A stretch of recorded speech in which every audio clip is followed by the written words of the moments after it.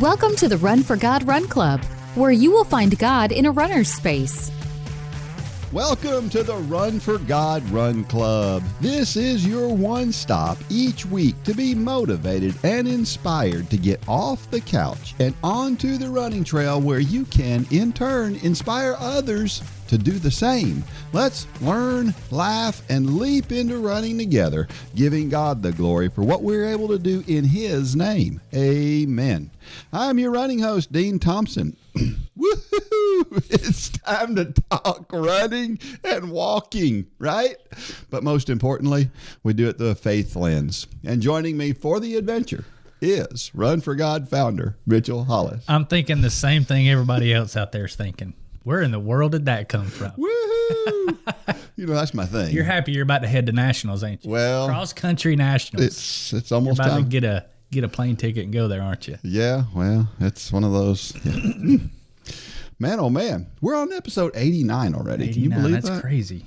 It's been fun though. It's been fun. It's been a lot of fun. It's been, I feel like we've gotten, while we're not as good as most people who do this, we've gotten better. We were just talking, some days we do this podcast and we also do the marathon challenge video at the same time. And it's like the first time we did that, we were just exhausted and didn't know how we could keep doing that. And we've got a system now. It's kind of like the first time we ever set up for a race. I'll never forget. You weren't with us then, but first time we set up for a race, it was 8 full hours to set up for the race. We were still getting ready when packet pickup started. Wow. Now, 2 hours, we're done. Yeah. And, so there's a little bit of efficiency there. It's the consistency over time that we talk about. That's right. It shows how much you can get done when you just chip away a little bit at a time. Yeah. And you just get better at things. And it's the same thing with running, isn't it? It is. Exactly the same thing. All right. So again, we're gonna keep talking about our sponsors. If you own a business out there and you want to support Run for God financially and allow us to support your business through us talking on this podcast and emails and things like that, send an email to runlanehollis@gmail.com. Lane will get you all the information that you need to know about what that looks like and how you can partner with us. But today's sponsor is Smile Doctors Orthodontics. Smile Doctors Orthodontics is the best choice for braces. Both of my boys got their braces there. It's a fun, playful environment that takes all the stress out of braces. The workers are very caring and work towards each patient's specific needs until they are complete. Your first consultation is free, and they will examine what exactly needs to be done for you personally. If you're interested in getting braces for you or your kids, find a local Smile Doctors to you now and get your free consultation. So thanks to all the team down there at Smile Doctors. Yeah, Lane had braces through them. Landon has them right now. And yeah, it's a pretty cool environment when you go in down there. The one here in Dalton, they've actually got those. They're like $10,000, 2 of them, these big massage chairs. Yeah. And so, moms and dads can go over there and sit in those. And, you see those cheesy ones in the mall sometimes, but these are really expensive ones, and they really do a good job. Every time I sit in one, I think, I'm going to buy one. And then I'll look up the price, and I think, no, I don't need that. I'll just keep going down to the orthodontist. That's funny. How about a Facebook post? Here's one that this will be a 2 or 3 weeks old by the time you hear this, but it's still a good one. It's from Mary Pavlik Priolo, and if you're on the Facebook page, you know the name because you've seen it a number of times before. And she counts it down as we're headed toward the marathon. I love that. She says 135 down, 36 to go. Well, oh my great Gertie. Hello, week 4. I know I have said it before, but really there are no words. Oh, who am I kidding? Hashtag I'm a talker. I just completed a 5-mile run at 9:10 pace and look at those splits. Say what? The final mile would have been -2, but the last 0.2 of a mile were up an incline. Hashtag not a hill workout. Y'all, we only have 9 weeks left. Keep going, keep pushing, keep praying. We got this because we run for Him. Hashtag all the glory belongs to you. Philippians 4:13. Whatever you do, work heartily as for the Lord and not for men, knowing that from the Lord you will receive the inheritance as your reward. You are serving the Lord Christ. That's Colossians 3:23 and 24. She's one of a few that does the countdown. Yeah. And I like that. That's a great way to keep focused. Mm-hmm. It is. It's like having a strike off list, isn't it? It's very same. I'm all into that kind of stuff. Actually, we're doing a countdown right now. Most people listening to this podcast are members of Run Club, so they're not seeing them. But if you're not a member of Run Club, you're actually getting blasted right now with emails. And so if you don't like a lot of emails, I'm sorry. We do it for a reason. The non-Run Club members in our database right now are getting an email every day. And the email is the countdown to the start of the 2022 Couch to Marathon. And we do this. Let me just explain why we do this, because a few people have emailed us and said, what's with all the emails? Number one, I'm excited. Yeah. Number two, we know what this program can do for people. So if they're not been part of the Marathon Challenge and they're not a part of Run Club, we know the benefit. We know vividly what the benefit is. And we know that persistence over time typically nets a result, a good result. And my hope is that everybody is getting these emails. And the emails aren't just join Run Club, join Run Club, join Run Club.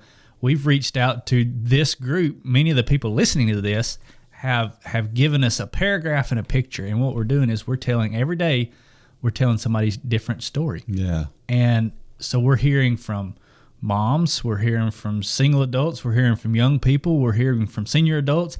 And it's to let the people know getting the emails that there's space for everybody in here. Yeah. Walkers, runners, slow, fast, whatever. So if you're getting these emails, you're going to continue. The best way to stop getting the emails is either unsubscribe, and I know you're not going to do that, or join Run Club. You'll stop getting them once you join Run Club. Then you'll get all the cool emails that everybody gets. That's right. So we're doing the countdown too. We're maybe that came from Mary subconsciously. I saw her doing that and thought we needed to do that. And the excitement level as well, because you can feel the excitement in her post. Close, yeah, you can just feel it. It's pretty awesome. I love it. Mary, maybe you're the one that inspired the countdown. That maybe you're to blame for all the emails everybody else is getting. I'll send them her phone number. But no, I mean, we do it for a reason. We do it because we believe in what we're doing here, and we want people to be part of it. Yeah, yeah. She talks about running negative splits, and the splits that she had, they're pretty consistent in this particular run. And I take being able to run at even pace or negative splits or whatever, I take it for granted. Most of my runs are negative split runs. A matter of fact, probably 90% of my easy runs are negative split runs if I'm running by myself. And I take it for granted that for some people that's a breakthrough. Sure. To be able to do that. And it's pretty cool to see people recognize that as a breakthrough too. And the excitement that comes from that. We've got a college girl right now who's, I wasn't looking for much from her this year. It was like she was going to be on the team. Hopefully she was going to improve and she was going to be able to contribute in the future. And I really thought we had 10 ladies. The top 7 are the ones that count, right? And so I figured she was going to be one of the last 1 or 2. And, she surprised me. And she's done such a great job. She's been our number 7 runner pretty much all year. And what was weird about her is I had been coaching her for years. And so she's not new to me.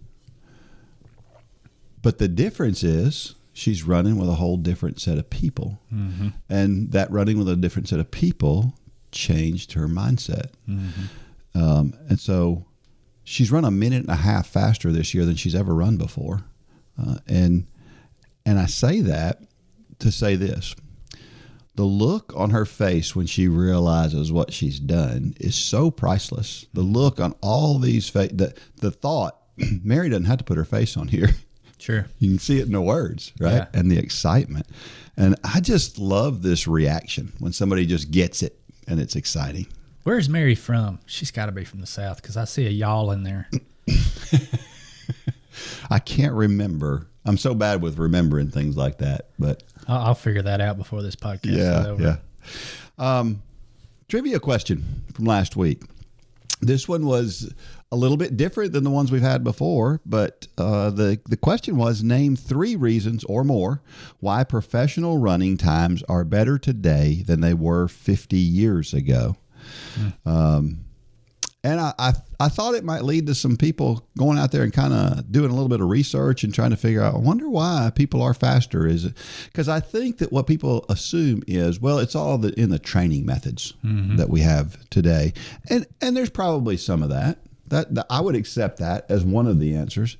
Although I will tell you this, I think I've told this story on here before, but it bears repeating. Do you know that horses have not gotten any faster in the past 50 years? Really? Yes. Oh, like horse racing. Like horse racing. Horses are no faster than they were 50 years ago. And it's interesting to me because what that tells us, I think what that tells us, now there may be other explanations, but this is my interpretation of that, is horses don't think about getting faster. Horses are trained to run faster. Sure. But all of the nutrition and all of these training methods and everything haven't really led to them being any faster. The record for the Kentucky Derby is still held by Secretariat from 1973. Yeah. I think what that tells us is the difference and the most important reason why people have gotten faster is all in the 6 inches between our ears. It's a mindset. It's believing what we can do. And that tells you how important it is. There are some other things. I think the super shoes in this day and time, I think, have made a difference, particularly for the professional athletes. Tracks. We were talking about Jim Ryan here not too long ago. Jim Ryan ran on a cinder track. Well, today's track's way faster than a cinder track. More people run these days than used to run. It's more popular to run. So what you wind up with is a bigger pool. Well, if you got a bigger pool, then you're more likely, because there's probably people from the 1950s who were really, really fast runners, but they never knew it because they never did it. Sure. And I'm sure there's still some of those today, but the pool is bigger today. Of course, nutrition is one of those things, and understanding how our body works. Focusing on small strength training, I think, is something that's helped make us a little bit faster. When I say small strength training, I'm not talking about like core work and stuff. I'm talking about people who spend extra time strengthening their ankles because it makes them better runners. And I think that's had an impact on it. And then, as I said, the mental side, I think, is probably the number one reason why we're faster today. You know what didn't make your list that most people think would make your list, and most people will argue that it should make your list, but I agree with you, it shouldn't make the list. Did I say list enough there? Training plans. Yeah. Principles of training, coaching a training plan, that really hasn't changed. The principles are solid, and they've been there for years and years and years. The idea is that you need to pick one and you go with it and then implement all these other things. And that's the consistency over time. We say it 100 times on here. But I was... When I saw that question, I scrolled down to see if training plans made your list, because, you know, that's a big industry nowadays, training plans. And we have training plans, but they're not rocket science. That's right. They're just like any others you can find online. The problem is when you as an athlete, or, you know, athletes we coach, they try to start saying, well, I want to do this part of yours, but I saw this other thing on Google. I want to do that, and I heard this from another guy. And that's where things go off the rails. That's right. You got to have one source of information that you're trusting in, because if the trust is there, then you can do big things. And I would say, you're from the building industry. You can't take a set of blueprints for one house that you like, but this other house, well, it's got a better kitchen. So I want the kitchen from these plans, and I want to take the kitchen plans from this house and put them in this house. Sure. You can't do that. It's Yeah. the same thing. Training plans are the same way. Training plans have an overarching. There's a purpose behind every workout there. Right. And so when you start pulling workouts in and putting other workouts in, then you're changing that, and they don't fit together. And it's just about as useful as trying to put a different kitchen in your house than the training plan than the plans have. It ain't gonna work. Right. So yeah, it's a good point. All right, hey, we're still bearing down. We got a bunch of folks signed up for the Coaching the Marathon Challenge. But there's a bunch more out there, aren't there? There are a bunch more out there. So we're about a month away at this point, and we want you to get outside your comfort zone. We're going to talk about this more in our story. It's funny how these things tie together sometimes. But we want you to step outside your comfort zone and do this. So what am I talking about when I say do this? We want you to facilitate, lead, coach, instruct, whatever word you want to put there. We want you to do this in your community. It's very simple. And think about what you're doing. You're getting your community active. Mm-hmm.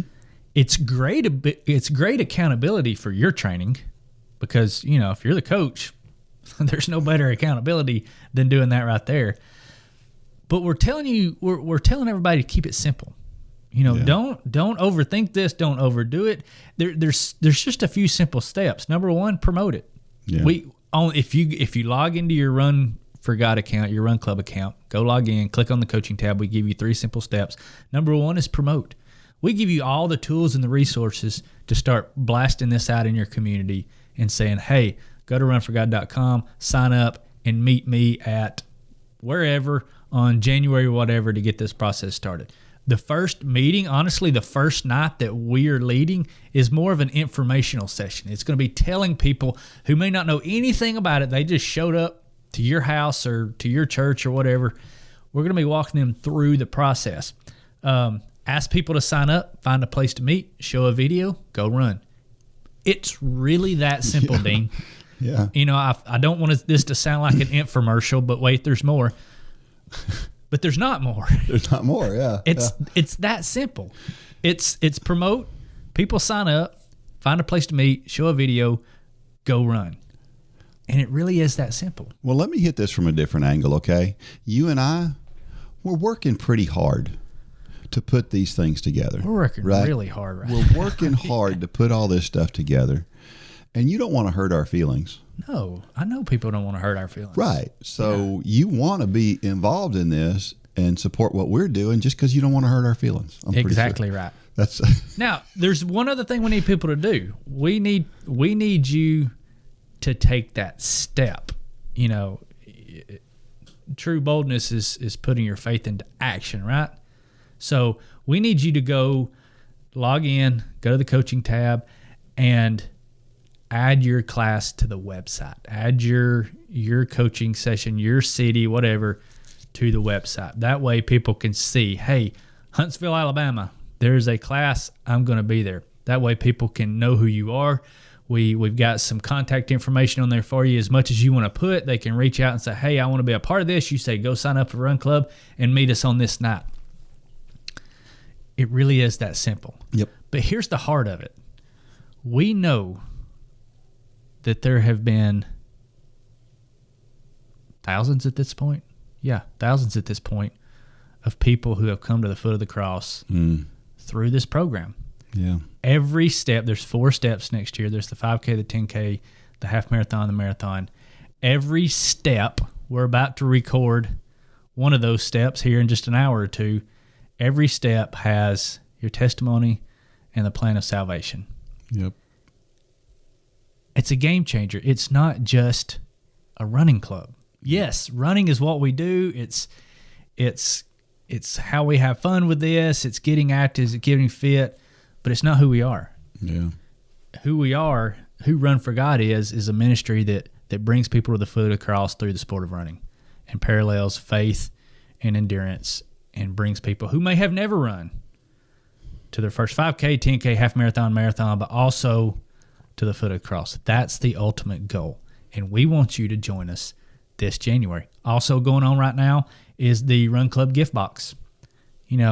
we don't have one sitting here today, but for a 1-year membership, right now you can buy a gift box that has the hoodie. It's got the 1-year membership gift code. It's got the gift box, and it's got the bumper sticker, all for the price of 1 year of Run Club.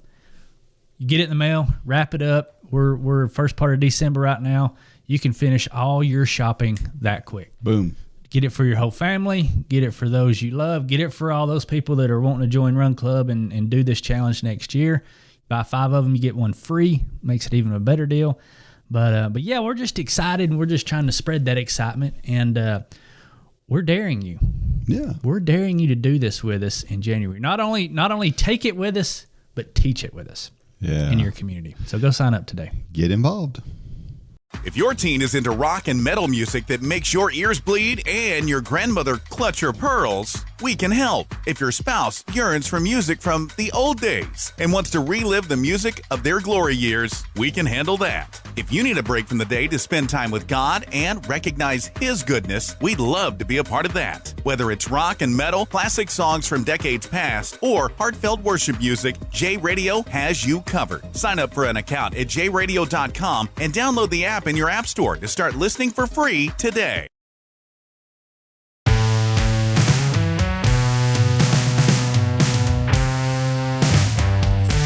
All right, we're back. And you can send messages to me at dean@runforgod.com if you have questions about whatever it is, running related, anything that you think that I might have some answers to or some insight on.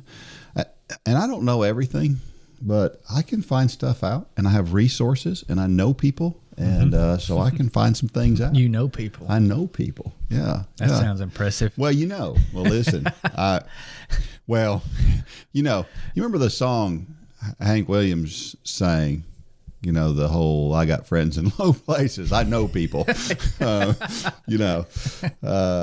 honestly didn't even think you would know that song. I was born in New Jersey. So, there's no telling who I may have ties to. That actually wasn't Hank Williams. That was Garth Brooks. Oh, was it Garth Brooks that did that? Brooks, yeah. Well, there you go. I knew you wouldn't know that. No, I have no idea. You know me. All right. Well, let's. I had to sing it in my head for just a second. I was like, that doesn't sound right. So I had to sing it in my head, and I figured it's Garth Brooks. Sorry. Well, my brother is going to kill me. My brother's a huge Garth Brooks fan. Really? So yeah, he'll kill me. But that's all right. I don't care. So how many runners and walkers do you think we're going to have at the beginning of this year? I don't know. I really don't. We didn't ask that question when people register. Maybe we should have. But we haven't actually opened up the registration for the class yet. Right. We don't do that until late December, early January. Right now we're just getting people into the system, and then we'll start to segment who is actually doing the Couch to Marathon next year, because we don't want to blow everybody's email up who's not doing that program. They're just in the club. So maybe we'll include that question, because I would like to know that. Yeah. How many of these people going forward are walkers? How many are runners? Yeah. I'm having a ball. Yeah. Walking. I told you before I got in here, because we're so busy getting this ready for all y'all, we're getting this program ready for next year. Yesterday was one of those days where I got out to do my walkout, and I'm being transparent here. Got 1 mile done, and I thought, it's not happening. I just had so much on my mind, and I came back in here, and I didn't get my workout in yesterday. But I'm getting it in as soon as we get done here. Yeah. But we all have those days, right? We do. We do. So yeah, I'm having a ball with it. I think we're going to have a lot of walkers for sure. Yeah. Well, it's going to be exciting. Yeah. We worry when things don't go just right, don't we? And we're just kind of talking about that. This goes right into this week's story. Sometimes we just have to modify the plan, which is what you're doing. Well, this week's story talks about that. It comes from Julie Wicker. If you're on the Facebook page, you know the name, Julie Wicker, for sure. And this one's called Taking a Detour with God. Life is busy, especially with 2 seniors, church activities, and work. I was not expecting life to come to a complete stop when our family went through COVID. Praise God, we had minor symptoms, but for nearly 2 weeks, life stopped. My husband and I rode bikes, and I would walk the treadmill. It set me back a few weeks in the Run for God half marathon training plan. I was just thankful to be healthy, to have breath in my lungs, and be able to return to running with no setbacks. I learned not to take running for granted and to appreciate the bike rides into the sunsets and the change of pace. This interruption gave me a new desire to train for the marathon. I found God winks in the full moon sky and friends cooking for us. I enjoyed lunchtime naps in the hammock and tried to be intentional with listening to my body. Back to the half marathon training plan. I picked up with running long runs at 8, 9, and then 10 miles. My local Run for God group had been raising money for the American Cancer Society in honor of breast cancer, so I decided to dive in and go for the half marathon after training 10 miles. It was a beautiful 13.1 miles of prayer and worship. I ran solo in my neighborhood. When I started to get tired, I heard God say, "There's another in the fire. Look." I see 4 men walking around in the fire, unbound and unharmed, and the 4th looks like the son of the gods. That's from Daniel 3:25. God was there with me when I was starting to feel weak. I didn't PR, but came close to meeting the same time I ran in my first half marathon in 2019. It wasn't about awards or accolades. It was about the journey and the joy I found in the process. As the training plan advises, I took a week off. Once again, I had to learn to be still. It's hard for me to rest. I took this week as an opportunity to get back into the habit of doing my planks, which felt great. Often, I would find myself missing running instead of just enjoying the time of rest. I decided to do some planning and map out my next training plan. Commit to the Lord whatever you do, and He will establish your plans. That's Proverbs 16:3. For various reasons, I had decided to push out my marathon until March. This would give me 18 weeks to train versus the 13-week training plan provided. With the upcoming hustle and bustle of the Thanksgiving Christmas seasons, I am excited to be able to spend extra time on certain weeks. I feel good about it and trusting in God's perfect plan. Trust in the Lord with all your heart and do not lean on your own understanding. That's Proverbs 3:3. Trust. One of the reasons I had decided to put off my marathon included some screening tests that warranted follow-up diagnostic tests. I am claiming and praying for good results. I know I'm in the Lord's hands. I know there are so many out there experiencing setbacks, whether it's injuries, sickness, or just life. I heard God speak the following verses to me. The Lord is my shepherd. I lack nothing. He makes me lie down in green pastures. He leads me beside still waters. He refreshes my soul. He guides me along the right paths for His name's sake. Of course, that's Psalm 23, 1-3. Derailed for a moment, but not diverted, just taking a detour with God. Whatever your setback is, trust that God has a plan. Be intentional in listening to what God is speaking to you. Each season has a valley and a mountaintop. Both are equally important. We tend to draw closer to God during the valleys. We can compare our training to the valley and our races to the mountaintop. Think about social media for a minute and how we only see the highlight reels of people's lives. Those that are following us see the races we have completed and the medals we have won. They see the mountaintop experiences we're feeling. What they don't always see is the trenches, the valleys, the training it took to get there. I think the off week is not only to reset physically, but also mentally. I admit some days I'm just trying to check off the next run and not enjoying the process. Although I say running is my therapy and I find joy in the journey, sometimes life gets busy and the plan can just feel like another task on the to-do list. Anxious thoughts while waiting on tests and results. Anxious thoughts as I move closer to running my marathon. It seems more like a nightmare than a dream at this point. I have used this week to rekindle that desire and dream that God placed in my heart. The passion I have for God in running parallel in that I use my time of running for prayer and worship to draw closer to God. Often Jesus retreated to get away and pray. I share a blog with my friend Deborah that is called Water Walkers. We picked that name because our favorite pastor and author, Mark Batterson, often talks about water walking. It is also based on Matthew 14:29 when Peter walks on water. To get us out of our boat and walk on water is to step out of our comfort zone, to step boldly into God's plan. How about getting into the boat, to retreat, to get away? So they went by themselves in a boat to a solitary place. That's Mark 6:32. My running is my getaway with God. It's my solitary place. We must first get into the boat to be able to get out of the boat and walk on water. I like that idea of getting in the boat. We always talk about getting out of the boat. We always talk about the other side of it. Yeah. Yeah. But you got to get in the boat. That's right. Before you can get out of the boat. Yeah. It's a pretty... It's a lot to think about. It is.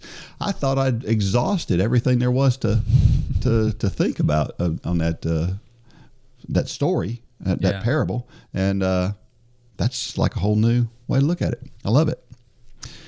Scripture passage 1. Commit to the Lord whatever you do, and he will establish your plans. That's Proverbs 16:3. You know, I always read these verses when I'm going through this, and she pulled this out of the NIV. I use the New King James, and in New King James it says it uses the word thoughts instead of plans, and that just helps me understand that God wants to be involved on the ground floor. Yeah, you know, we even before plans, which I know it's kind of the same thing, but thoughts to me precede plans. So many times we think about plans, we make plans, and then we take them to God. That's not how God works. Yeah. God wants to be involved on the thinking side. You know, everything starts with our thoughts. Yeah. And if God is with us at that point, that's kind of what he's getting at here. He wants to be involved at that point, not on down the road when we've kind of made a mess of things. Yeah. And we say, God, will you please bless this now? He wants to be involved up front. Or will you help me get out of this mess that I created because I didn't listen to you on the front end? I've never done that. just once a week, right. or more. Yeah, you know the verse, whether you eat, drink, whatever you do, do all to the glory of God. Mm-hmm. You know, if that's the way we really, really do things, because I think sometimes on this podcast, we've drawn a distinction between doing our plan and doing God's plan. Mm-hmm. And, you know, the truth is that often that area is a little grayer. Mm-hmm. You know, sometimes we don't have a clear direction from God. We feel like, or there's something we know we have to do. You know, it's part of our job. Whatever our job is, sure. You know, we have to do our job. Right. But what I like about this, and both the verse from Proverbs that she shares and the verse from, I think it's 2 Corinthians, those two verses say, well, no matter where I am and no matter what I'm doing, I've got a job to do. And that job may be really simple. Mm-hmm. You may work on an assembly line I used to work in a carpet mill where people used to put little swatches of carpet on these boards. Mm-hmm. And that's what they did for the most part all day long. Well, what can you do while you're doing that to honor God? Whether you eat, drink, whatever you do. And mm-hmm. I think that God will show us a plan. He'll show us something where we can use putting those carpet swatches on that board and how we can use that to glorify Him. It's ministry. Yeah. It's ministry where you're at. Yeah. Trust in the Lord with all your heart and do not lean on your own understanding. I can't even say that with a straight face because this is so hard for me. I want to do everything myself. And I was just talking with somebody last night, and I was telling them how you've seen me go through this before, and you don't have this problem. You and I are completely different in this respect. We get through with a high school race, mm-hmm. and you got this big tent. It's mm-hmm. a huge, heavy tent. And I start taking the tent down, and people are standing around, and nobody's helping. And what do? I just get mad about it, and I just keep taking the tent down. Do I look at somebody and go, "Hey, would you help?" No. You would go. You got 20 kids standing around. You go, "Hey, you get over there on that pole." You know, and I don't know why I don't do that, but I don't do that. Instead, and it's my own fault.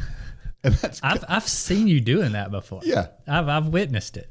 And that's kind of this whole idea of leaning on our own understanding. Is I'm like, I'd rather do it my way, and get frustrated that nobody noticed what I was doing than to ask somebody. I think there was a race last year, maybe it was the year before, and I think it was up in Chattanooga, somewhere up there. And I remember you talking when you and I got there early, and we were getting the tent out and setting it up, and you were belly aching already before the meet had even started. Nobody ever helps me take this thing down, and I'll never forget. You had walked off somewhere at the end of the meet, and I had all the kids. Yeah. We had that thing picked up and loaded in your truck in like 5 minutes, and you come back and you're like, "Where's the tent?" Just showing you can put these kids to work. They'll do it. Yeah, and you're right. And there's we got one of the fathers this year kind of took the lead on that a lot this year. Yeah, and would do that. He would gather folks around and get it all put up. I've got a guy on the college team who he doesn't make it to every meet, but he's a coach at a high school in near Atlanta, and he's that way. He's like, just lay the stuff on the ground. I'll take care of it. Because he understands my side of things. But anyway, but it goes back to this whole idea of us just wanting to do things our way. God, we make this argument. God gave me a brain. He wants me to use it.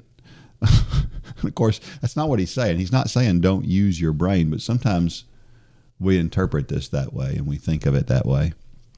And I think that this is saying that we need to make sure that our thoughts are guided by him, not that we're not using our brain, but that as we go through our day, God is putting little things there. He's showing us direction. Like I said, with the person putting the carpet swatches on the board, there's something there. There's something with maybe they need to share something with the person next to them, and he gives us those things to do if we're looking for them. Well, and that's the thing about Proverbs 3. Proverbs 3 has 5 distinct sections. We kind of like to pull this one out, the trust in God. Yeah. Proverbs 3:1 is talking about learning from God. If you have a Bible that kind of has the headings in it, the heading for chapter 3 is guidance for the young. Yeah. And you may think, oh, well, that's for kids. No, we're young. We're the young people here. No matter how old you are, if you're on this earth, you're young in God's eyes. So verse 1 is talking about learning from God. Verse 5 is obviously the trust in God. You go to 7 through 9 is apply what you learn, because it doesn't matter how much we learn if we don't apply it. It's no good. Verse 10 is talking about being blessed by God when you apply what you learn. But where you kind of, I see it in your notes down here, the part we don't like is verse 11 and 12, where it says, accept correction from God. It said, my son, do not despise the chastening of the Lord, nor detest his correction. For whom the Lord loves, he corrects.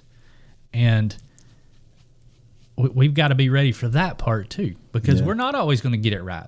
We're going to run out of head sometimes. And you talk about in here that some people will come up and ask for your thoughts on a training plan. Yep. And I know that there's a lot of people out there, they like to ask that question, but they're not going to change. They're not going to listen to what you say, no matter what you say, no matter how long you've been doing this. But people come up and ask, they're with a kind of with an open hand, saying, "Hey, Dean, I really want to know what you think." And sometimes you do say, it's a good way to do it. Yeah. But other times you say, you're about like me. You're brutally honest. Yeah. And probably to a fault sometimes. But that's what the person's asking for. And that's what we should be asking for from God. God, we're trying to do what you want here. We know we're not always going to get this right. What do you want me to do? But so many times God will correct us, and we don't like that. But we know that there's a benefit. We know he's doing it because he loves us. We act like that first guy who is going to God and maybe even asking God, but we have no intention of changing no matter what God says. And the arrogance is so thick there. And I say that guy sometimes is me. Yeah. And it's like, God, I've got a better idea. And I mean, what do we do when our kids come to us and ask us a question and they say, well, I've got a better idea? What do? We roll our eyes and we're like, okay, whatever, Lane. Or Landon. But that's, I mean, God's not rolling his eyes, but I have that picture in my head. When we go to God, when we're asking God to correct us, we need to be responsive to what he's saying because it's for our good. Yep. Be prepared to change direction if that's what he tells us. Sure. Yeah. The Lord is my shepherd. I lack nothing. He makes me lie down in green pastures. He leads me beside quiet waters. He refreshes my soul. He guides me along right paths for his name's sake. Of course, everybody knows that is Psalm 23. Those are verses 1 through 3. A lot of people could just keep going with that. They're probably doing it right now while I'm talking. They're finishing out the 23rd Psalm. But this is kind of a frame of reference idea, right? When we're taking direction from God, this says that we should be refreshed by what we get from God. And oftentimes, just as we just talked about, that's not the way we take it. We take it in a whole different, we take it like our kids do when we correct them. They get mad and huffy and, we may not get mad or huffy, but we may have an attitude towards it that's not. I get mad and huffy sometimes. Yeah, but it's less than. Well, God, if that's what I need to do, then that's where I need to go. Sure, because I'm trusting in what you say, and we should be refreshed by that thought. He says, God leads me beside still waters and makes me lay down in green pastures. That's a picture of calm, right? And we. In this day and time, we don't like calm. We're just not. We're not all in on calm, right? Because the world is so hectic around us. We got to be part of that hectic thing. But God pretty clearly tells us we need to be calm on occasion, at least. Well, and that's calm with his guidance. David wrote this psalm because he understood, and he wanted others in that day to understand the illustration. The illustration is we are the sheep. In this illustration, and the thing about sheep is sheep are extremely timid. Sheep will not lay down unless they're 100% comfortable with their surroundings and who's leading them. And sheep are very afraid of running water. I didn't know that till I did a little research today, but they're afraid of running water. So sheep cannot get comfort from their surroundings, but rather the shepherd. They can't get comfort from their surroundings. They have to look to the shepherd for comfort, and they have to keep focused on him to get comfort. Well, I mean especially in today, it's hard to get comfort when you look around. Yeah. Today. Yeah. Turn on the news. Yeah. It's hard to get comfort, but we have a shepherd, God, Jesus Christ, who, if we'll keep our eyes fixed on him and not the news, then we can have that comfort and that peace. I've taught the past couple of episodes that I've all but quit watching the news now. Yeah. And it really has made an extreme difference in just my psyche. Now, I'm not saying everybody should quit watching the news. That's not what I'm saying. But for me, it really had me tied up in knots. And I've taken that out of my life. I catch about 5 minutes in the mornings now. Usually if I'm eating a bowl of cereal, I'll catch. And I don't watch the talking heads that I used to watch. Yeah. I flip it over to the business section now. Because at least it's a little more just facts. But even there, it's getting so, just who can cause the biggest splash or the biggest controversy or whatever. But we need to find those things that do give us that worry, that consternation, and we need to get rid of those things and focus on the one who does allow us to lie down in green pastures and walk beside running water, which I just love the illustration, and that's what we're supposed to do. Yeah, for sure. Here's a question. Will you get in the boat with God so you can walk on water? we did that Thursday night session, getting out of the boat. And again, I've done that same thing multiple times and talked about getting out of the boat. We've all heard the sermon on getting out of the boat. But the truth is, you can't get out of the boat unless you get in the boat. And I think that's such a great point. And I've had this discussion with our college ladies. And when I think about it from that standpoint, their getting in the boat is getting to the starting line. Getting out of the boat is, once that race starts, it's being willing to hurt enough to push yourself. But getting in the boat is, you get on the starting line with the belief that once the thing is out there and the storm starts raging, and Jesus calls you out, you can walk on the water. You can do that hard thing. Yeah, and a lot of people may kind of interpret that as, getting in the boat is salvation. That's not the way I look at it. I think getting in the boat is praying some of those dangerous prayers that you hear about. Too. It's this is where you and I are like. We have a little bit of a problem with patience sometimes, and it's praying for patience, because that's getting in the boat, because we know that God doesn't give patience. He gives you the opportunity to practice patience. And so when we have the opportunity to practice the patience, then that is getting out of the boat. Yeah. And so many times we don't want to get out of the boat right there. We want to keep doing what we normally do, which is lose our patience. But those getting in the boat in my mind is praying for the things to happen that are going to get you outside of your comfort zone, which is not comfortable. Yeah. But it's necessary. And I can't help but think about our society these days. I think a lot of times we don't want to get in the boat because we don't want to be part of society. I mean, have you ever thought about living off the grid? I have, actually. We've all thought about it probably. At some point in time, you've thought, man, we're just becoming a recluse. Yeah, just get away from everything because it's just so crazy. But the truth is we got to get in that boat daily. Yeah. Right. It's something. It's not a one-time thing that you get in the boat and you're in it for the rest of your life. It's every day you get up, you get in the boat, and you're part of this world. And this world is going to do crazy things, and there's going to be times where you got to do uncomfortable and you got to get out of the boat regularly. And the thing is, it's just like training. You get better at it.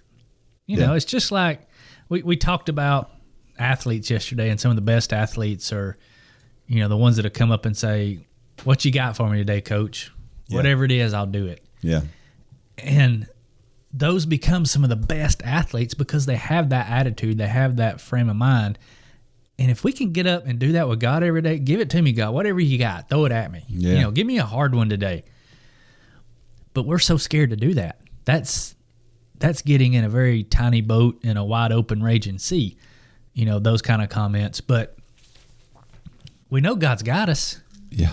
If we'll just keep our eyes on Him, like Peter. The minute we take our eyes off, that's when we start to sink. But if we'll keep our eyes focused on Him, He's got us in this process. And yeah. Well, and anything that we do, I mean, when you're going to work, for example, you're not thinking about that you're getting in a boat.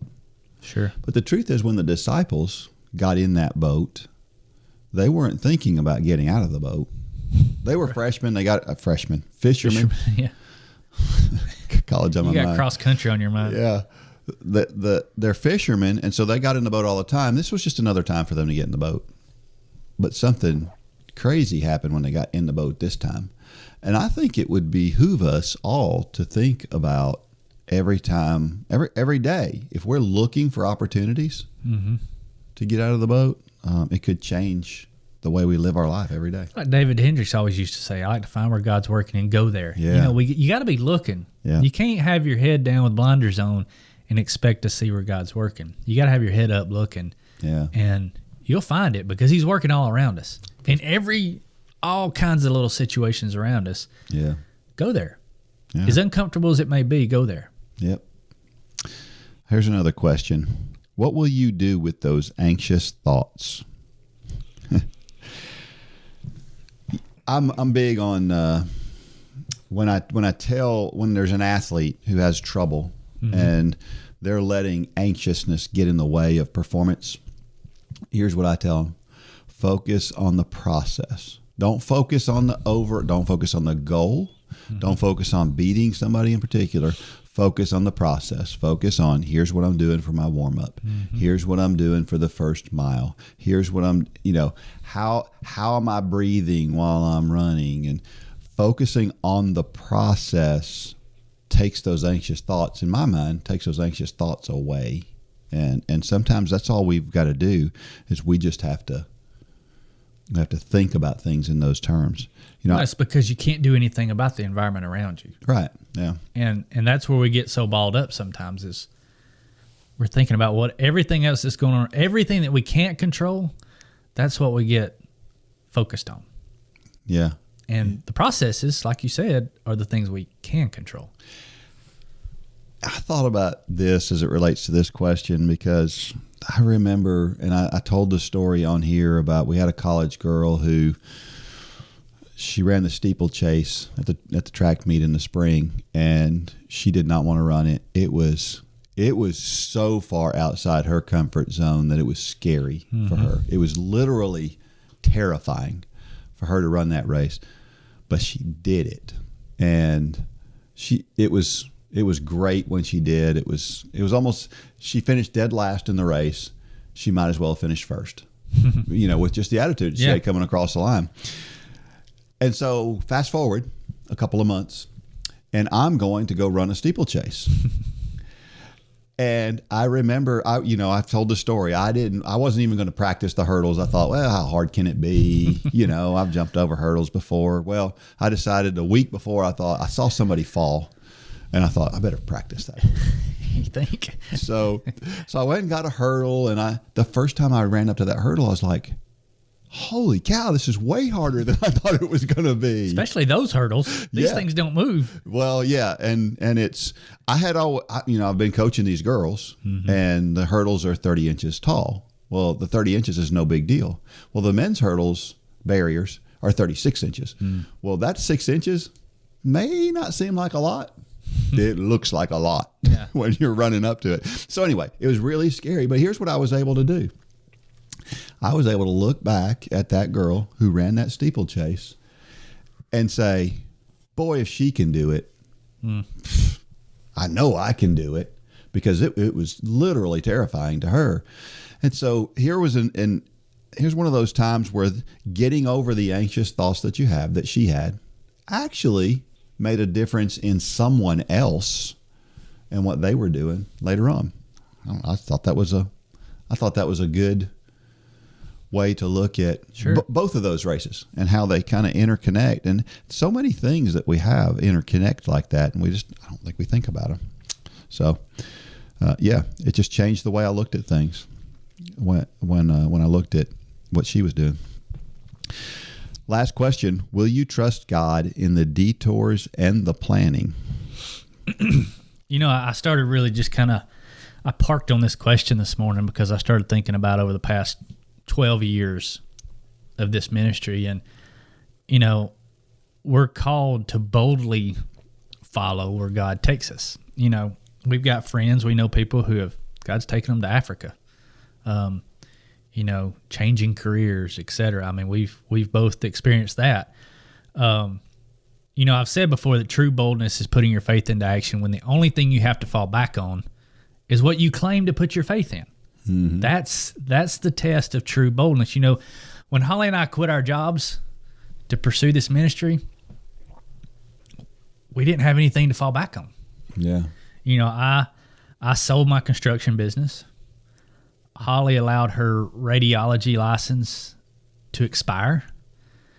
And it was scary. I'm not sitting here patting ourselves on the back because we were terrified. Yeah. There's been plenty of times where we're like, what are we going to do? It's been tough at times.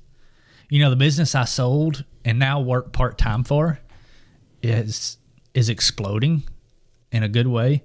And I know there's some out there that wonder if Mitchell regrets that. Because that's a valid question. The business I sold is now just, I mean, it's exploding. it's 100% no. Yeah. And because I love what I do now, but more importantly, I can clearly see God's hand in all of this, and I know I'm right where God wants me. And there's a piece in that can't be explained. And this is kind of the crux of what I'm getting at, is that when we, as frightening as things can be, it's hard to explain how you can have peace with so many unknowns out there. You know, I'm the sheep that used to be afraid of everything around me. I mean, when I was part of that construction business, money was good, business was good, but it's like at every turn I was afraid of something. I was in an atmosphere, an environment that wasn't God. But more and more these days, I'm enjoying the green pastures and the quiet waters. Yeah. I'm a work in progress, but I can look back and I can see progress. I challenge everyone listening to this to step outside your comfort zone, to enact that true boldness. Maybe it's not quitting your job or moving to Africa. Maybe it's leading your community through the marathon challenge. Yeah. It's those acts where we don't have anything. God works many times when the only other option is failure. Yeah. When you go into something and it's either God's going to take over or it's going to fail miserably, many times that's where God works the mightiest, because we can't take any of the credit. You and I have talked and we've said in the videos and the marketing that we can't take any of the credit for this ministry. Yeah. You and I are not smart enough to do what God has done here. True story. I wasn't even that great of a runner. You weren't even that great of a writer when you started. But we were willing. Mm-hmm. And we were willing to do that thing that would ultimately fail if God didn't get behind it. Who in the world thought we would be sitting here 89 episodes later? Right. Who would have ever thought that 12 years later this ministry would still be going? But God. Yeah. Because honestly, if I'm being completely honest, I didn't. Yeah.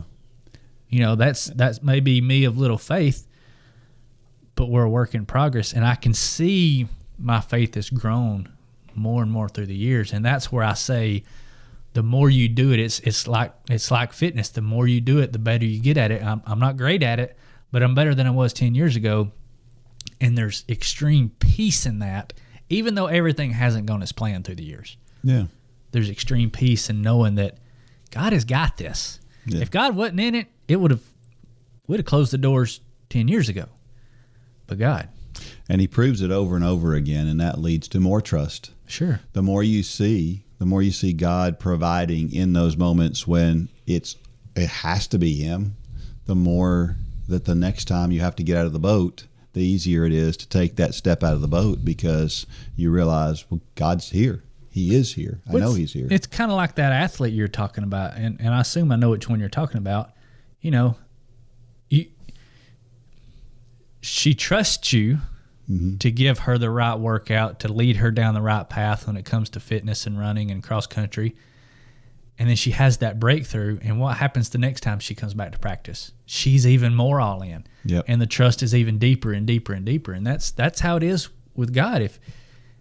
If we'll trust him, and he'll lead us through that thing that may be hard.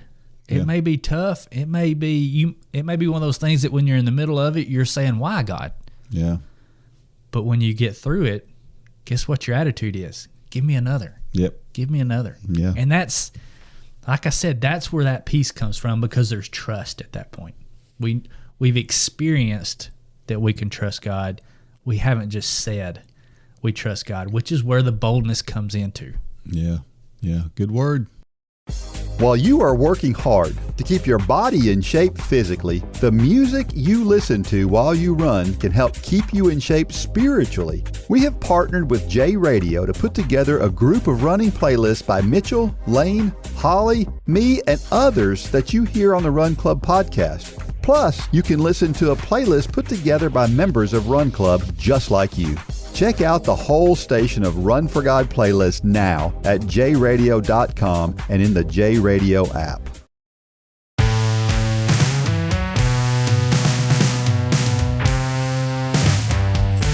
All right, we are back, and I saw this crazy story, and I've got mixed feelings about it, but I don't know if you saw it. But did you hear there's this kid from Michigan, a high school student, and he came through and he ran at the state meet. Now, the state meet in Michigan is a tough course. It's not a PR course, but he ran a 20-something second PR and finished second at the state meet. As he came across the line, he used some foul language. He was very excited about what he did, and he said some words that he clearly should not have said in his exuberance over what he had done. We saw it here a few years ago with Shalane Flanagan when she won the New York City Marathon. Kind of the same thing. It was an excitement. And although he didn't do it over and over again like Shalane did. But anyway, the rule is, and the rule is there's a rule that says that you can't use foul language on the course. And of course, the rule is there because you don't want kids taunting other kids, and that's why the rule is there. It's not as much of a language thing as it is we need to all get along kind of thing. But it's a rule. So they disqualified him. And it's just, that's tough. Here's a kid that has the best race he's ever had. He let something out, and I'm sure probably as soon as he let it out, he was like, "Oh, I probably shouldn't have said that." I was on a Zoom call yesterday when I said something that wasn't terrible. Wasn't foul language. Wasn't foul language. It wasn't terrible, but I shouldn't have said it. And I realized that I wasn't on mute. Yeah. When I said it. But it's just, we all have those moments, and this poor kid. Well, listen to what happened. He handles it really well. The press comes to him. They talk to him, and he said, "I really, really hated that I put the officials in that position. It wasn't fair to them for me to have done that." You could tell he regretted it. He wasn't saying, "I apologize for it," or anything like that. He was just saying, gosh, I realized it was probably the wrong thing to do. And so he handled it really well, really gracefully. And then this is what you won't hear from the press. You haven't heard this anywhere. And I only know this because one of the ladies on my cross-country team is from Michigan. So she's on this group chat of probably 100 runners up there in the Michigan area that follow all this stuff. The guy that wound up being all-state because of the disqualification, and I don't know how deep they go, but whatever, let's say that they go 15 deep and he was 16th. So he moves up to 15 because somebody's disqualified ahead of him. That guy he's a freshman, took his medal and brought it to the guy that was disqualified and gave it to him. What a great attitude from a freshman to have that kind of an attitude towards it. See, especially now that you've explained it all, I think the officials made the right call. Yeah. And here's why. Number one, we're talking about it. Number one, we're talking about the kid. Even the kid that used the foul language, we're talking about his character, how he took ownership of it. We're talking about the kid who was in 16th, who made it to 15th, gave his medal. We're talking about all the which you're right. The news isn't going to tell you about all that. They just want to focus on the injustice that happened. Well, it wasn't injustice. It was justice. It was the rule. Right. The kid should have been disqualified because then it's a slippery slope. Right. Next year, a kid comes through and he's just using all kind of foul language just because that's how he talks, and he's got the opposite attitude that this young man has. Well, then you can't disqualify him because you didn't. So there's that whole side of it. But what I like is you've talked about when you were running one time and you said something to somebody out on the road that you shouldn't have said because a dog come after you. Their dog come after you, and you said something that you look back now and you said, "I shouldn't have said that." So many God stories come as a result of when we make a boneheaded decision. Yeah. I mean, we've got David to talk about, but you went back, you realized you were wrong, just like this kid, I'm sure, realized he was wrong. And you went back and kind of on your hands and knees and said, I'm sorry, I shouldn't have said that. And think of the impact that made on those people. Think about the impact that this young man, even though he said something he shouldn't have said, he got disqualified. Think about what his attitude is saying to people all around the state of Michigan right now. Yeah. You know, Riley told you about it, I'm sure. Yeah. You've got high school and college kids talking about it all over the place. Mm-hmm. And they're talking about a bad story that became a great story because of grace, forgiveness, humbleness. You can be a humble person and say something you shouldn't say. Yeah. But this guy took his punishment like a champ. Yeah. And that's a great thing to talk about. So I think in the end it was the right call, even though you kind of think, when I first read it, I was like, that's a little harsh. Yeah. But you sit and you really dive in and you start talking about it. I don't think it was. Well, and in the long run, your point is great. Because in today's world, we're all offended at something. Everybody's upset, and nothing's fair. Right. Everybody has a different definition of fairness, and the truth is, fairness is subjective. Mm-hmm. And in this case, you had a kid who said, "Look, I just want to move past this. Mm-hmm. It happened. I did it. I shouldn't have done it. It's over, and I don't want to talk about it anymore. I just want to move on." Well, it's kind of like, what's her name? Sha'Carri, in the Olympics. Was that her name, Sha'Carri? Yeah. She did something she shouldn't have done, and she got, pulled out of going to the Olympics. Yeah. And I'm not a fan of hers just because of her flamboyancy and all that. But in that instance, I was, because she took ownership of it. She said, and the media was all focusing on the injustice. Why did the AOC do that, or why did the Olympic Committee do that? All this stuff. But she was just like this young man. She said, I did it, and I'm sorry, I shouldn't have done it. Right. And I accept my punishment. Yeah. There's a lot to be said for that. Yeah, we need more of that in this world. All right, it's time for Dean's Thoughts. That's a time when I share something that I've written about the intersection between running and faith. And this is an article that I wrote a few years ago about recovery. And so I thought we would just kind of rehash this. And it's called Stop the Music. Pressing pause for recovery. It doesn't matter if you run 28 marathons or a single 5K. One thing we all have in common is a need to recover. We've all experienced the dull pain of soreness derived from a session of intense or prolonged running. It may take a long interval session for some, while a simple 5-mile run is more than enough for others. It all depends on your fitness level. We've all done it, or should I say, overdone it. While the soreness brought on by a marathon is different from the soreness of short, intense running, the things we need to do to recover from each are the same. Of course, if you're a beginner, you haven't had the experience to know how your body reacts to the soreness, making it more difficult to gauge how much recovery you need. If you're not sure how much recovery you need, remember this: too much recovery will not hurt you. Too little recovery could lead to major problems and some unanticipated time off from running. In order to reduce the extent and intensity of your soreness, it's important to introduce new elements to your training schedule slowly. For example, insert interval training into your preparation for a race that begins 3 months from your race date. If you want to work your way up to running 8 times 400 meters, you should start with something less. Maybe begin with 4 400s or 8 times 200 meters at the same pace you'll want to complete the 400s. You want to ease into any changes to your training that increases the strain on your body. When you choose to run hard, make sure that you're warming up and cooling down. There are numerous studies that show that an adequate warm-up will lead to less injury and less soreness post-workout. You should never begin running hard right out of the gate. Warming up could mean simply walking before running if you're a beginner, or it may mean 3 easy miles and some dynamic stretching if you're a higher mileage runner.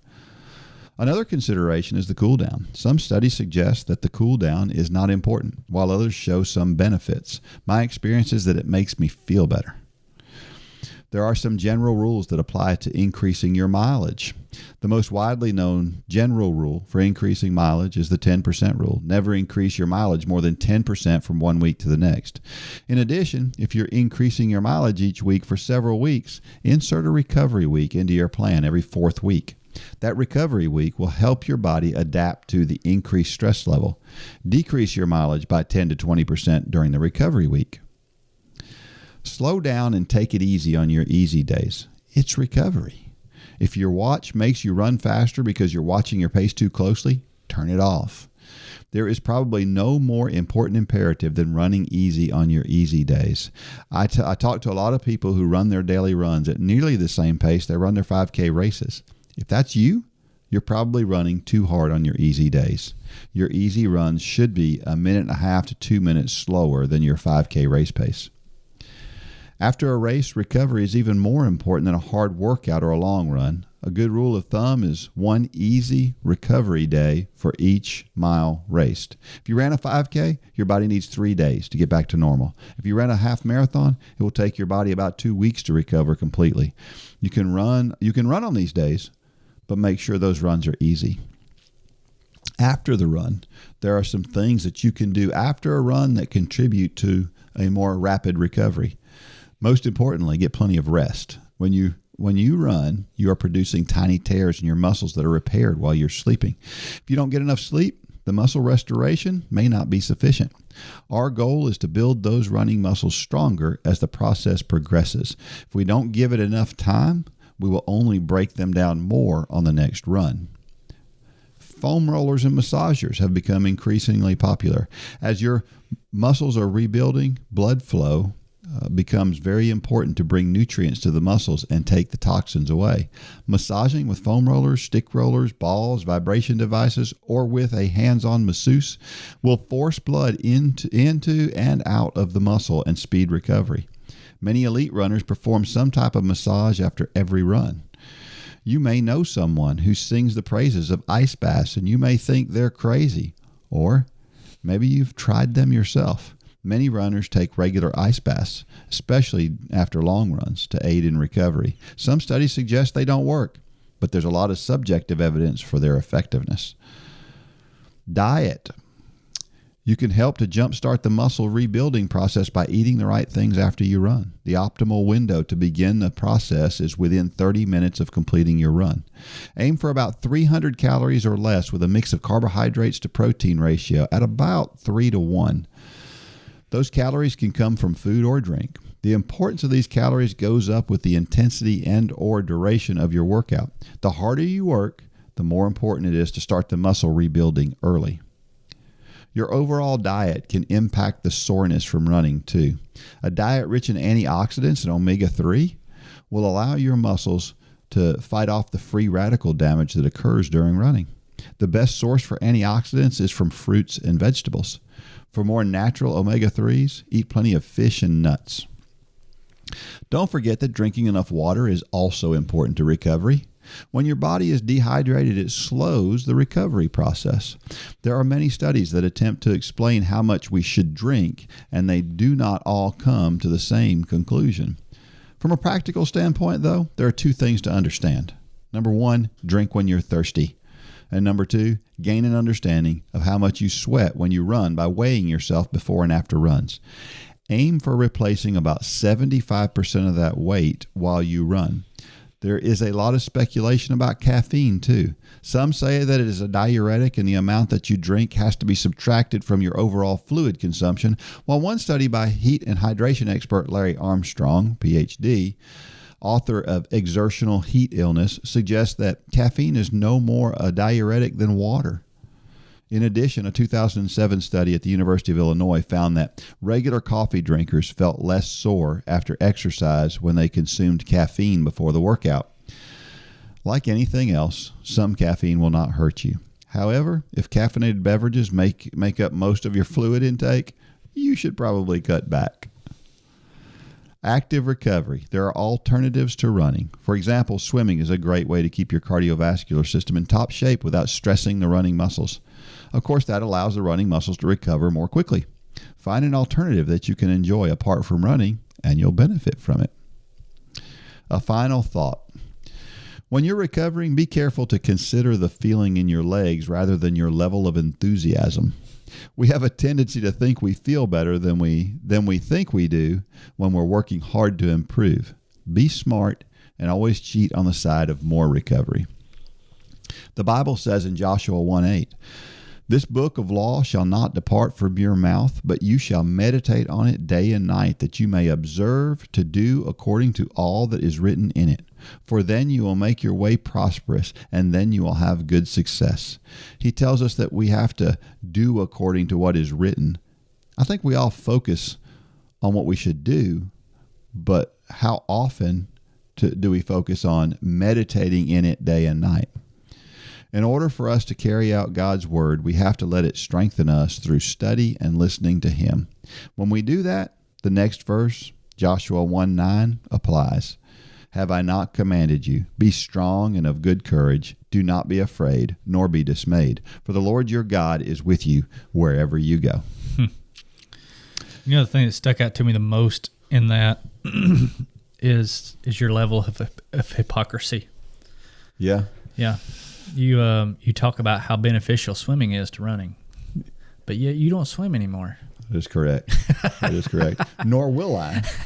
So, I mean, triathlon was firmly in your future, and you talk about the benefits of it, but we can't seem to get you to sign up for another triathlon. Well, you know, the word benefit is it depends on how you look at the word benefit. So it doesn't benefit you if you're drowning. Physically, it would benefit me to swim. Mentally, it destroys me. So no swimming for me. I'll try some other things. Point taken.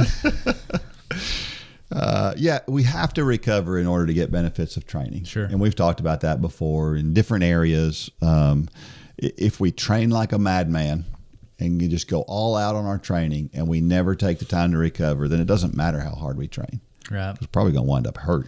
And, you know, a couple things. One, you say it all the time. Most people don't get faster because they don't run hard enough when it's time to run hard, and they don't run easy enough when it's time to run easy. You talk about a person who they run about their 5K pace in their training runs, and that's great. But if you run, say, a 10-minute pace is kind of your race pace, and all your runs are at 10-minute pace, guess what pace you're going to be running 1 year from now? 10-minute pace.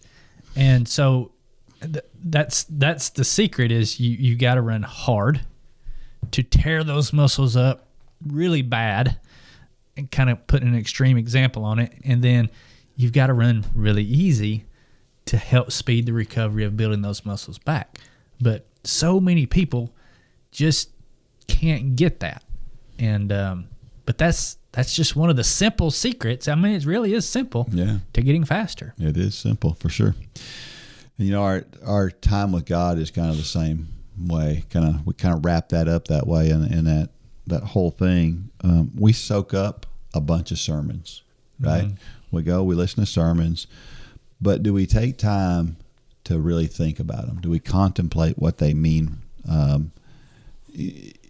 And if we don't, did we really get anything from them? Mm-hmm. And we get a lot of knowledge from a lot of different sources. You know, some of that's sermons. We listen to podcasts. We go to Bible studies. And all of those things are all great. Mm-hmm. It's all great knowledge. But it doesn't become wisdom unless we figure out how to apply those things and think about those things. And that's kind of the bottom line. Behind training, if you don't take time to let that stuff soak in and let it marinate and let your muscles recover and get better and repair themselves, it's the same thing as going to watch a sermon and then just going to Denny's and having lunch and then forgetting about anything was said. Knowledge comes from learning. Wisdom comes from doing. Yeah. And, you know, like right now I'm walking. I have a lot of knowledge about running and how to get faster. But that's not doing me any good because I'm walking right now, which is fine. You know, that's what I'm choosing to do. But it's one thing to know all this stuff. It's one thing to know every word that's in this book, the Bible. but it's a whole different thing to take that knowledge and put it into action. And, that's where wisdom comes from. It comes from the school of hard knocks. You're not going to get it all right every time, but the more and more you do it and the more you mess up, the wiser you're going to become. For sure. If you've ever participated in any sport, you've probably met a great coach. Great coaches inspire us to do more than we ever thought possible. You can be the leader that helps others achieve things they never thought possible. Yes, you have the ability and the opportunity to be that person. All you need is a heart to help people and the ability to follow a plan. The Run for God 5K Challenge will come ready to help you inspire those around you. The step-by-step guide will direct you how to plan, pray, and train people both physically and spiritually. You can help them become more fit in their health and in their walk with Christ. Share your passion. Go to runforgod.com to find out how to inspire others to accomplish big things.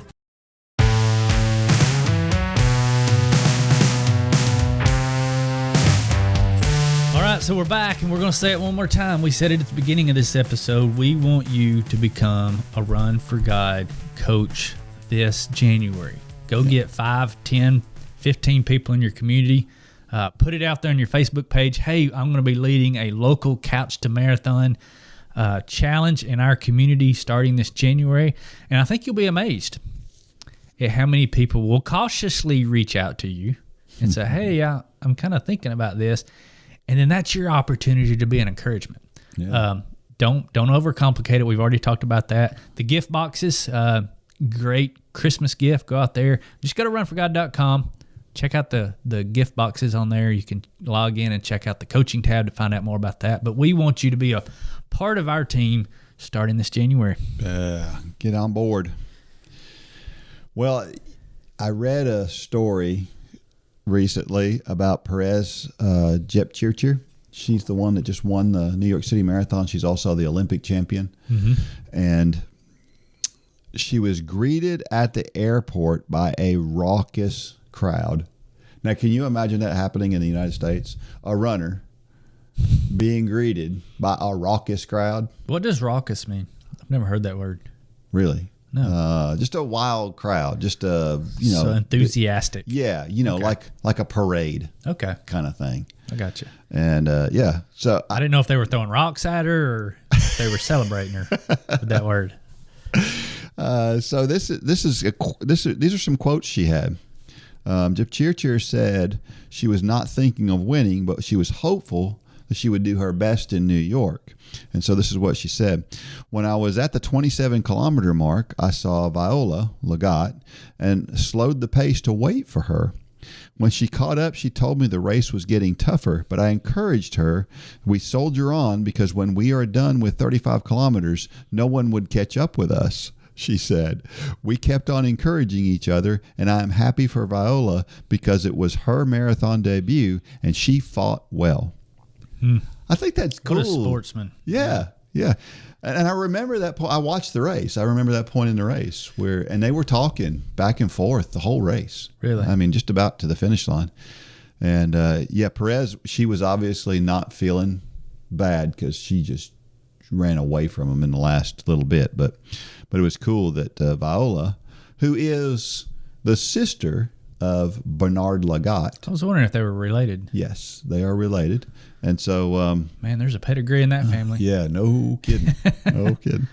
But anyway, yeah. So but she's being helpful to somebody else, and I think that was pretty cool for her to do that. And then her father said this. Her father's name is Paul Kipkoech Chepkwony. I'm not sure if I'm saying that right.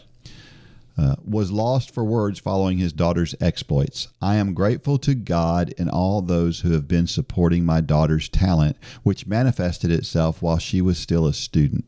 She used to run to and from school each day, and this shaped her athletics prowess. Can you imagine somebody from the United States? Well, the way that he got so good was that he ran to school and back home every day. That doesn't happen. That's not a thing.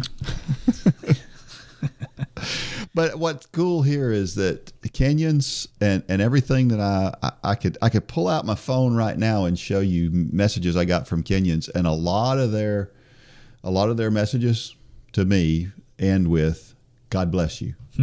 Really? Yes, they are. They seem to be a really good Christian nation, and so makes me want to support Kenyan runners even more. Yeah. As if I didn't already want to support them. So, and this Perez Jep Cheer. Now I'm like, I can't help but love her, with this kind of attitude that she's got. All right, so how about a trivia question for this week? How about this one? This one's kind of different than the ones I think we've asked in the past, because this one really requires you to. There's not a definitive one answer for this, but there are some clear answers. So here's the question: what is the purpose of running faster than race pace in training? We do that. Our plans have us running at paces that are faster than we're going to run our 5K, our marathon, or whatever. What's the purpose in running faster? I mean, why aren't we training for that at that pace, right? So what is the reason? Many people do. Many people do. Yep. It's not the right way. That's right. And when you have the answer to that, be the first one to send that answer to dean@runforgod.com, and you'll win a really cool Run Club box that includes a T-shirt. Yep. So you have to include your T-shirt size as well. And you've got to send it to dean@runforgod.com, not Facebook Messenger, not customer service at runforgod.com. It has to be dean@runforgod.com, so we know who gets us the answer first. That's right. Also, send us your address with that so that we can be sure that your address in our system is correct and we get it to the right place. All right, every week I share a reason why running is so awesome. And here's the reason for this week. I don't know if you ever thought about this from a running perspective, but it changes the possible, right? So after you become a runner, you realize that things that once seemed impossible, now they're like, well, you know what? I didn't think I could run a half marathon, but I did. We hear that all the time from people, and it's not just the running things become possible. It becomes the other things in their lives that they realize, oh, I could do that. Yeah, because you see somebody else do it, and you realize, well, somebody else ran a half marathon. Oh, look at there. I can do it too. I thought I couldn't. Oh, I ran a half marathon. I can go sit for that job interview or whatever it is. I mean, it gives you the confidence to be more outgoing. Yeah. Yep. Motivational thought of the week. This one comes from Leonardo da Vinci. I have been impressed with the urgency of doing. Knowing is not enough. We must apply. Being willing is not enough. We must do. I like that. I've never heard that before. Yeah. Kind of goes with a little bit of what we were talking about today. It does. Yeah. And Leonardo da Vinci. That's that quote's been around for a little while. All right, everybody, you're doing a great job. Just keep it up. Keep it up. I love reading all the cool stuff on the Facebook page. Keep that up. Keep supporting one another. Keep sharing Jesus out there wherever you go. Absolutely. And may God bless every step of every run. Go out there and shine your light. Good job, Dean. For more information about the Run for God ministry, go to runforgod.com. If you have questions about your salvation, click on the Peace with God tab. There's nothing more important. Thanks for joining us today.